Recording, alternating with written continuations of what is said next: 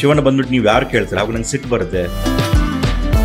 ನಾನು ಯಾರ ಅಂತ ಹೇಳ್ಬಿಟ್ಟು ಇಡೀ ಕಿರಿಸ್ತೀನಿ, ಎಲ್ಲ ಮನೆಯವರು ಒಟ್ಟಾಗ್ತಾರೆ. ಆ ಸಿಟ್ಟನ್ನೆಲ್ಲ ಆ ಕ್ಯಾರೆಕ್ಟರ್ ಮುಖಾಂತರ ಹೊರಗೆ ತೆಗೆದಾಗ ನಾನು ಖಾಲಿ ಆಗ್ಬಿಡ್ತೀನಿ. ನಿಮಗೆ ತುಂಬಾ ಕೆಟ್ಟ ಅನುಭವ ಆಗಿದ್ದು ಏನಾದ್ರು ಉಂಟಾ? ಗಾಡ್ ಫಾದರ್ ಇದ್ದಾಗ ನಿಮ್ಮ ಹತ್ರ ಫೈನಾನ್ಷಿಯಲ್ ನ್ಯೂಸ್ ತುಂಬಾ ಸ್ಟ್ರಾಂಗ್ ಇದ್ದಾಗ ಅದ್ಯಾವುದು ಬರಲ್ಲ. ಇದೇನ್ ಗೊತ್ತಾ, ನೇಮ್ ಅಂಡ್ ಫೇಮ್ ಇಂಡಸ್ಟ್ರಿ. ನಾನು ಇದಕ್ಕೆ ಬಂದಿರೋದು, ನಾಳೆ ಇನ್ನೊಬ್ಬ ಬರ್ತಾನೆ ಅದಕ್ಕೂ ಬಂದಿರೋದು. ಒಳ್ಳೆತನ ಮಿಸ್ಯೂಸ್ ತುಂಬಾ ಇದೆ ಇಲ್ಲಿ. ಆ ತರ ಪೆಟ್ಟು ಬಿದ್ಮೇಲೆ ನಿಮ್ಗೆ ಏನಂತ ಗೊತ್ತಾಗೋದು ಇಂಡಸ್ಟ್ರಿ.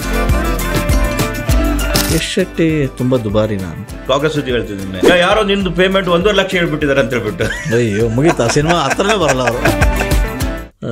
ಶೆಟ್ರೆ, ಇಷ್ಟು ಜರ್ನಿಯಲ್ಲಿ ನಾವು ಕಂಡ್ಕೊಂಡಾಗೆ ಒಂದು ಬೆಸ್ಟ್ ಕಳನಟ ನೀವು ನಾವು ಅಂದ್ಕೊಂಡಿದ್ದೆ. ಸೊ ನಿಮಗೆ ನೀವೇ ಅಂದ್ಕೊಂಡಾಗ ನಿಮಗೊಂದು ಆ ಸಿನಿಮಾದ ಮೂಲಕ ನನಗೊಂದು ಟರ್ನಿಂಗ್ ಪಾಯಿಂಟ್ ಆಯಿತು ಅನ್ನೋದಾದರೆ ಯಾವ ಸಿನಿಮಾನ ಹೇಳ್ಬೋದು? ಸರ್, ಫಸ್ಟ್ ಜ್ವಲಂತಂ ನನ್ನ ಫಸ್ಟ್ ಮೂವಿ ಫ್ಲಾಪ್ ಆಯಿತು.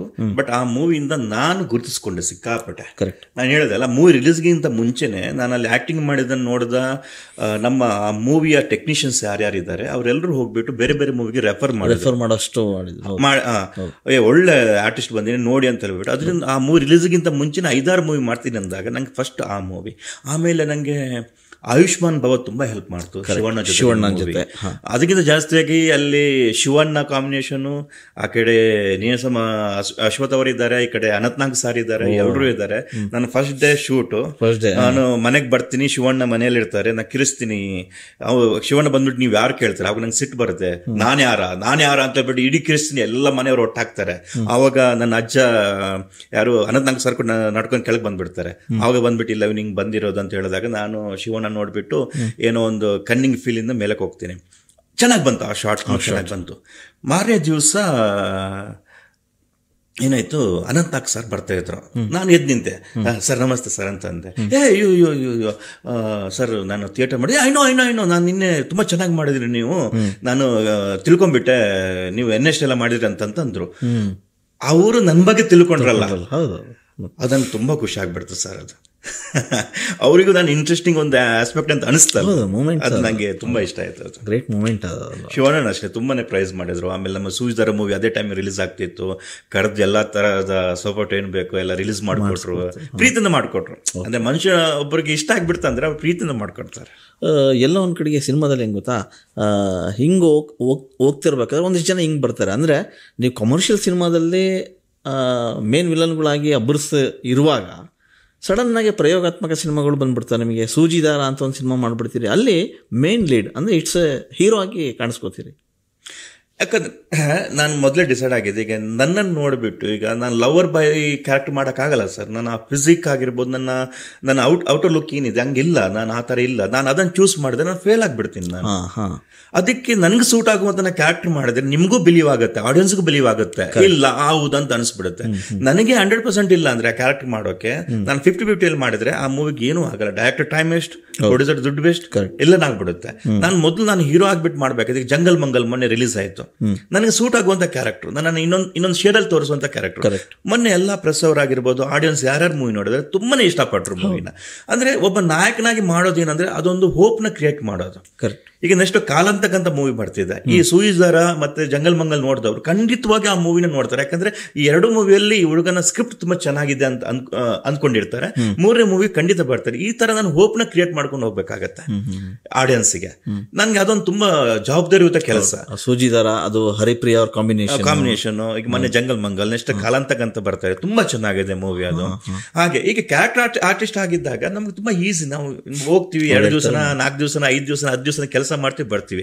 ಹೀರೋ ಹೀರೋಯಿನ್ ಅವ್ರಿಗೆ ಜಾಸ್ತಿ ಇದಿರುತ್ತೆ, ಯಾಕಂದ್ರೆ ಅವರು ಪ್ರಾಮಿನೆಂಟ್ ಆಗಿರೋದು. ನಾವು ಹೆಲ್ಪ್ ಮಾಡುವಂತ ಕ್ಯಾರೆಕ್ಟರ್ ಆಗಿರ್ತೀವಿ. ನಾನೇ ಹೀರೋ ಅಂತಂದಾಗ ಹೆಗಲ ಮೇಲೆ ಇರುತ್ತೆ. ಸ್ಟಾರ್ಟಿಂಗ್ ಎಂಡ್ ತನಕ ನಾನು ಹೊತ್ಕೊಂಡು ಹೋಗ್ಬೇಕು, ಒಂದು ದಡ ತಲುಪಿಸ್ಬೇಕು, ತುಂಬಾ ಇರುತ್ತೆ ವರ್ಕ್.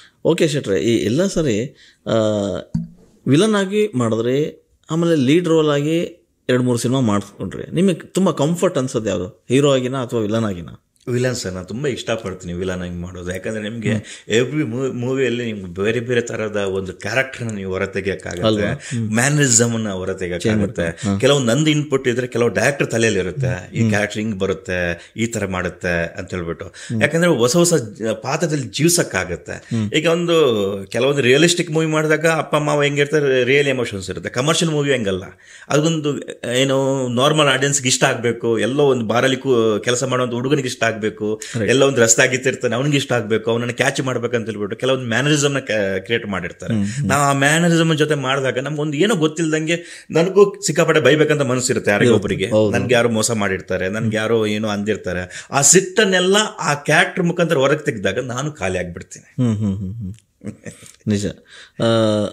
ಹೀಗೆ ಒಂದಿಷ್ಟು ಸಿನಿಮಾಗಳು ಮಾಡೋ ಪ್ರಯತ್ನದಲ್ಲಿ ನಿಮಗೆ ತುಂಬ ಕೆಟ್ಟ ಅನುಭವ ಆಗಿದ್ದು ಏನಾದರೂ ಉಂಟಾ ಇಂಡಸ್ಟ್ರಿಯ ಸಿನಿಮಾಗಳು? ಸರ್ ಅದನ್ನ ಇದು ಪ್ರೊಸೆಸ್ ಸರ್, ನಾನು ಅಂತೀನಿ ಏನಂದ್ರೆ ಇದು ಪ್ರೊಸೆಸ್, ಇದನ್ನು ದಾಟ್ಕೊಂಡೇ ಬರಬೇಕು. ಇದು ಅಷ್ಟು ಈಸಿ ಅಲ್ಲ. ಗಾಡ್ ಫಾದರ್ ಇದ್ದಾಗ ಅಥವಾ ನಿಮ್ಮ ಹತ್ರ ಫೈನಾನ್ಷಿಯಲ್ ನೀವು ತುಂಬಾ ಸ್ಟ್ರಾಂಗ್ ಇದ್ದಾಗ ಅದ್ಯಾವುದು ಬರಲ್ಲ. ಯಾಕಂದ್ರೆ ಅದನ್ನ ಮುಂಚೆ ನಿಮಗೆ ಅವರು ಸೀಟ್ ಇಟ್ ಆಗಿರುತ್ತೆ. ಓಕೆನಾ, ಅದು ಬೇರೆನೆ. ಇದೇನು ಗೊತ್ತಾ, ನೇಮ್ ಅಂಡ್ ಫೇಮ್ ಇಂಡಸ್ಟ್ರಿ, ಇದು ತಪ್ಪಂತ ಹೇಳಕ್ಕಾಗಲ್ಲ. ಸರಿ, ನಾನು ಇದಕ್ಕೆ ಬಂದಿರೋದು, ನಾಳೆ ಇನ್ನೊಬ್ಬ ಬರ್ತಾನೆ ಅದಕ್ಕೂ ಬಂದಿರೋದು. ಆದ್ರೆ ದುಡ್ಡಿದ್ದ ಮಾತ್ರಕ್ಕೆ ಎಲ್ಲನೂ ಸಾಧನೆ ಮಾಡಕ್ಕಾಗಲ್ಲ. ಇದಕ್ಕೆ ಬೇರೆನೆ ಏನು ಕೇಳುತ್ತೆ ನಟನೆ ಅನ್ನೋದು. ಕಲಾದೇವಿ ಸುಮ್ಮನೆ ಅದು ಅಷ್ಟು ಈಸಿ ಅಲ್ಲ ಅದು.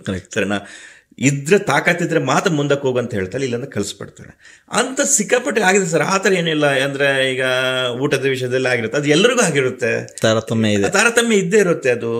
ಈಗ ನಾನು 2016 ಬಂದಿರೋದು ಟೇಬಲ್ಗೆ ನಾನು ಬರ್ಬೇಕಂದ್ರೆ 2020-21 ಆಗಿತ್ತು ನಂಗೆ. ಅಲ್ಲಿವರೆಗೆ ನಾವು ಪ್ಲೇಟ್ ಇಟ್ಕೊಂಡು ಸಾಲಲ್ಲಿ ಮೈನ್ ಟೆಕ್ನಿಷಿಯನ್ಸ್ ಎಲ್ಲಿ ಇರ್ತಾರೆ ಅಲ್ಲಿ ಕೂತು ಊಟ ಮಾಡ್ತಿದ್ವಿ.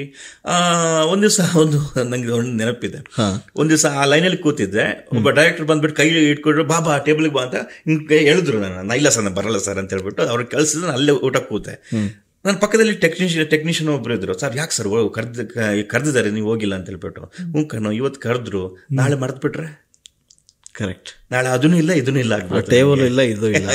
ಅದಕ್ಕಿಂತ ನನ್ನ ಟೈಮ್ ಬರುತ್ತಲ್ವಾ, ಅದೊಂದು ತುಂಬಾ ಚೆನ್ನಾಗಿದೆ. ಎಲ್ಲ ಓದಿದ್ ಚೆನ್ನಾಗಿದೆ. ದಡ್ಡನಂತಿರೋ ದಡಸಿರುವವರೆಗೆ. ಹೌದು, ಹೌದಾ, ಏನೇ ಬರುತ್ತೆ ಬರ್ಲಿ, ಓಕೆ, ನಿನ್ ಟೈಮ್ ಕರೆಕ್ಟ್ ಟೈಮ್ ದೇವ್ರು ಕೊಡ್ತಾರೆ, ಅಲ್ಲಿವರೆಗೆ ಕಾಯ್ಬೇಕಷ್ಟೇ ಅಲ್ವಾ. ಈಗ ಗಣೇಶ್ ಸರ್ ಅವರಾಗಿರ್ಬೋದು, ಅಲ್ಲಿ ಮ್ಯೂಸಿಕ್ ಅಲ್ಲಿ ಆಂಕರಿಂಗ್ ಮಾಡ್ತಾ ಇವತ್ತು ಯಾವ ಮಟ್ಟಿಗೆ ಬಂದಿದ್ದಾರೆ. ರಕ್ಷಿತ್ ಶೆಟ್ಟಿ, ರಿಷಬ್ ಶೆಟ್ಟಿ, ಮತ್ತೆ ಇವರು ಅಜ್ಬಿ ಶೆಟ್ಟಿ ಆಗಿರ್ಬೋದು, ದರ್ಶನ್ ಸರ್ ಆಗಿರ್ಬೋದು, ಇವರೆಲ್ಲ ಎಷ್ಟು ಕಷ್ಟ. ಈಗ ಧ್ರುವ ಸರ್ ಆಗಿರ್ಬೋದು, ಅವ್ರ ಮಾವು ಇದ್ರು ಮೂರ್ ಮೂವಿನ ನೀವು ಇಟ್ಕೊಡ್ಬೇಕಂದ್ರೆ ಎಷ್ಟು ಕಷ್ಟ ಇತ್ತು. ನಿಜ. ಈಗ ಅದನ್ನ ಬ್ಯಾಲೆನ್ಸ್ ಮಾಡ್ಕೊಂಡು ಹೋಗೋದು ಎಷ್ಟು ಕಷ್ಟ ಇದೆ. ಎಲ್ಲ ಲೈಫಲ್ಲಿ ಕಷ್ಟ ಇದ್ದೇ ಇರುತ್ತೆ ಸರ್. ಆದ್ರೆ ನಾನು ಹೇಳ್ತೀನಿ, ಇದು ಇಂಡಸ್ಟ್ರಿಯ ಪ್ರೊಸೆಸ್. ಇದು ಸ್ಟಾರ್ಟಿಂಗ್ ಬಂದಾಗ ನಿಮ್ಗೆ ಸರಿಯಾಗಿ ಪೇಮೆಂಟ್ ಸಿಗಲ್ಲ, ಮ್ಯಾನೇಜರ್ ನಿಮಗೆ ಏನು ನಿಮ್ ಕಾಸು ಹಾಕ್ತೀನಿ, ನಿಮ್ ಫೋನ್ ಪೇ ಮಾಡ್ತೀನಿ ಅಂತ ಹೇಳಿರ್ತಾರೆ, ಅವ್ನು ಪತ್ತೆ ಇರಲ್ಲ ನಿಮಗೆ. ಯಾರನ್ನ ಕೇಳ್ಬೇಕು, ಯಾರನ್ನ ಬಿಡ್ಬೇಕಂತ ಗೊತ್ತಾಗಲ್ಲ ನಿಮಗೆ. ಡಬ್ಬಿಂಗ್ ಇನ್ಯಾರ ಕೈಯಲ್ಲಿ ಮಾಡಿಸ್ಬಿಡ್ತಾರೆ ಪೇಮೆಂಟ್ ಕೊಡ್ಬೇಕಂತ, ಹಿಂಗೆಲ್ಲ ಆಗತ್ತೆ. ಬಟ್ ಅದು ಪ್ರೊಸೆಸ್, ಅದನ್ನ ದಾಟ್ಕೊಂಡು ಬಂದು ಒಂದು ಟೈಮ್ ಬರುತ್ತೆ. ಒಂದು ಟೈಮ್ ಬಂದಾಗ ಅವರೇ ನಿಮ್ಗೆ ಕಾಯ್ತಾರೆ, ಅಷ್ಟಾಗತ್ತೆ. ಯಶ್ ಅವರಿಗೆ ಎಷ್ಟು ಸಿನಿಮಾಗಳಿಂದ ಚೆಕ್ ಬೌನ್ಸ್ ಆಗಿದೆ ಅಂತ? ನಾನು ಬಂದಾಗ ಚೆಕ್ ಎಲ್ಲ ಹೋಗ್ಬಿಟ್ಟಿತ್ತು ಸರ್. ಕ್ಯಾಶ್ ಅಲ್ಲ, ಒಂದು ಕ್ಯಾಶ್, ಇಲ್ಲಾಂದ್ರೆ ನಿಮ್ಗೆ ಡೈರೆಕ್ಟ್ ಆಗಿ ಅಕೌಂಟ್ಗೆ ಶುರುವಾಗಿತ್ತು. ಚೆಕ್ ತುಂಬಾ ಕಮ್ಮಿ. ನಂದು ಒಂದು ಚೆಕ್ ಬೌನ್ಸ್ ಆಗಿಲ್ಲ. ಒಂದು ಚೆಕ್ ಬೌನ್ಸ್ ಆಗಿಲ್ಲ.